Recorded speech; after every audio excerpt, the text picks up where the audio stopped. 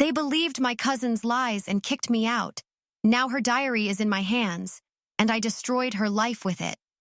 I can't believe you would stoop this low, Amelia.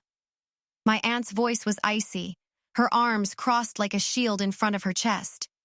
Her words sliced through me, sharper than I thought possible. I didn't do it, I shouted, my voice cracking. Why won't anyone believe me? How can you not see what's really going on? Don't make it worse for yourself. My cousin Sabrina chimed in from the doorway, her tone a mockery of concern.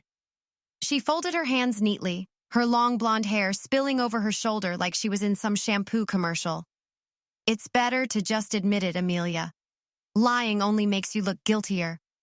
I whipped around to face her, my fists clenched at my sides. You know I didn't do any of this. You're the one who... That's enough. My aunt cut me off, her voice shaking with anger. You've already done enough damage to this family. You should be grateful I'm not calling the police. I opened my mouth to defend myself, but my words died in my throat. What was the point? They'd already made up their minds.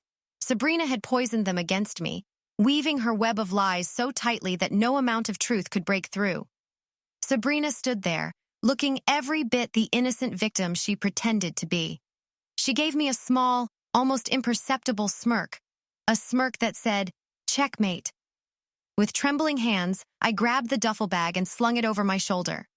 Fine, I said, my voice barely above a whisper. I'll go, but don't think for a second that this is over. My aunt turned her back to me, as if I no longer existed. Sabrina stepped aside, holding the door open with exaggerated politeness. Goodbye, cousin, she said sweetly, but her eyes glittered with malice. I didn't say another word as I walked out of the house that had been my home for the past 3 years.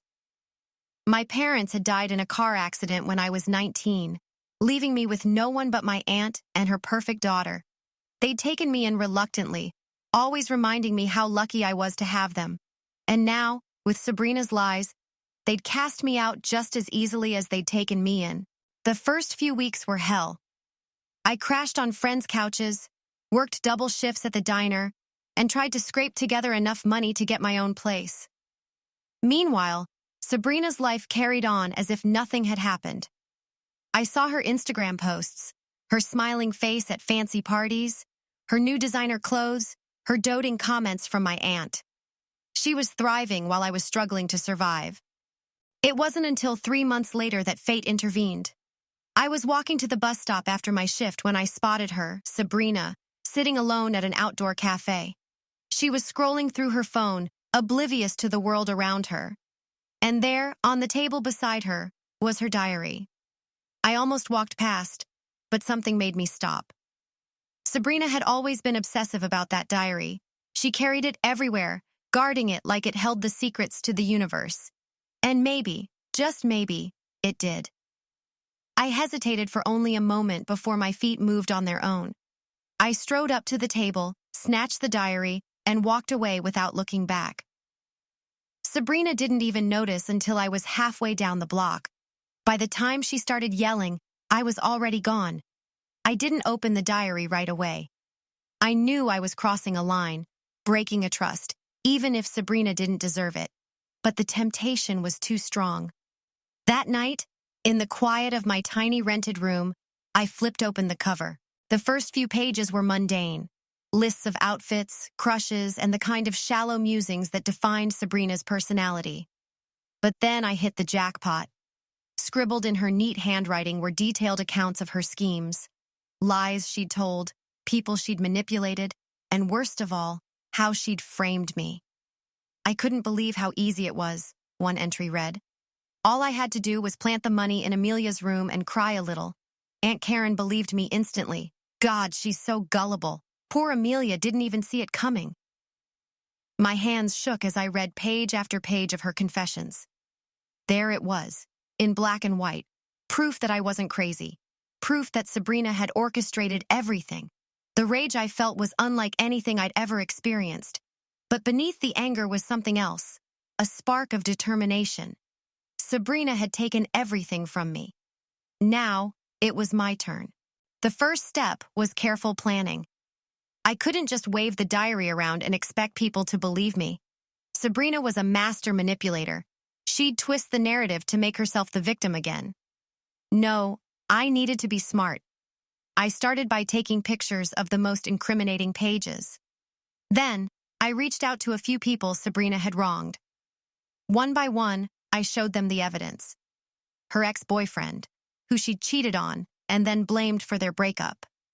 Her former best friend, who she'd sabotaged to get into the spotlight.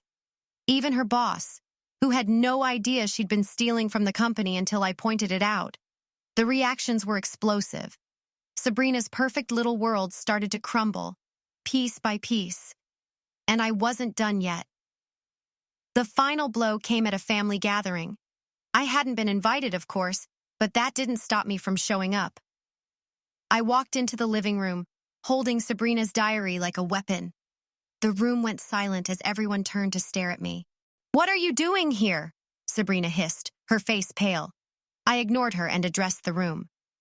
"I know you all think I'm the villain," I said, my voice steady, but loud enough to cut through the murmurs. "But you deserve to know the truth." Sabrina's eyes widened, her usual composure cracking like delicate porcelain. "Amelia, don't do this," she hissed, stepping toward me. I held up a hand to stop her, my gaze unwavering. "You've done enough, Sabrina. Now it's my turn." "What's going on?" my aunt asked, her brow furrowed. She looked between me and Sabrina, confusion etched across her face. "Oh, I'll tell you what's going on," I said, pulling the diary out of my bag and holding it up for everyone to see. "This is Sabrina's diary. I found it by accident a few weeks ago, and let's just say it makes for very interesting reading." Sabrina's face turned pale. "You stole my diary?" Her voice was shrill, but I could hear the tremor of fear beneath it. "That's private! How could you? How could—" "You're worried about privacy now?" I snapped. "You didn't seem to care about honesty when you framed me for stealing, or when you lied to everyone in this room about who you really are." My uncle, who had been silent until now, cleared his throat. "What is she talking about, Sabrina?" His voice was stern, the voice of a man who had always trusted his daughter without question. "I have no idea," Sabrina stammered. "She's just trying to make me look bad because she's bitter." I cut her off, flipping open the diary to one of the most damning pages. "Let me read you something," I said, and began to recite. I couldn't believe how easy it was to set Amelia up. Hiding Aunt Karen's bracelet in her drawer was the easiest part. The tears were what sold it. God, they all eat it up when I cry. Poor, poor Sabrina. Ha! As if I'd let Amelia stay in this house after what she said about me at the party. The room went silent. Dead silent. All eyes turned to Sabrina, who looked like a deer caught in headlights. That's not what I wrote," she spluttered. "She's lying. She must have faked it somehow." "Oh, really?" I said, flipping to another page. "Here's another gem. I can't believe they actually kicked her out. Aunt Karen practically begged me to let it go, but I couldn't resist pushing her just a little more. God, Amelia is so pathetic. She'll land on her feet, I'm sure, but not before learning not to mess with me." "Stop it!" Sabrina shrieked.